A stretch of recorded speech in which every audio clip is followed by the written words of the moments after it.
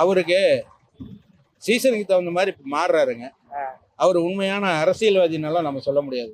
அவர் ஒரு director. Direction எப்படி போகுதோ ஒவ்வொரு படத்துக்கும் ஒவ்வொரு மாதிரி போகுதோ அது மாதிரி பண்ணுவார். எப்படி இருந்தாலுமே ஆளுங்கட்சி தான், இடைத்தேர்தல்னாவே ஆளுங்கட்சி தான் ஜெயிப்பாங்க. அது பொதுவான நிலவரம்.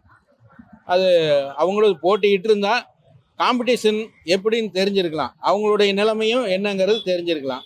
போட்டிக்கிட்டு இருக்கணும் என்ன கேட்டால். போட்டியிடாமல் நகரும் போது அவங்களுக்கு மக்கள் பேரில் அக்கறை இல்லையோங்கிற ஒரு எண்ணங்களை ஏற்படுத்துது. உண்மையிலேயே போட்டியிட்டு இருந்தா என்ன ஒரு 10% வாங்க வேண்டியது 1% குறைஞ்சிட்டு போகுது.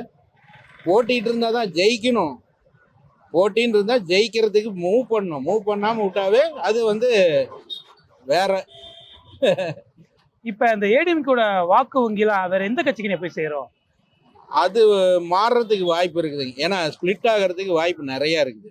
ஏன்னா அவங்க போட்டிட்டு இருந்தாங்கன்னா அவங்களுக்கு உண்டானது ஏதோ 1% குறையலாம், அது அவ்வளோதானே தவிர போட்டி இடாத போது அவங்கவுங்க மனசுக்கு என்ன தோணுதோ அதை தான் செய்வாங்க.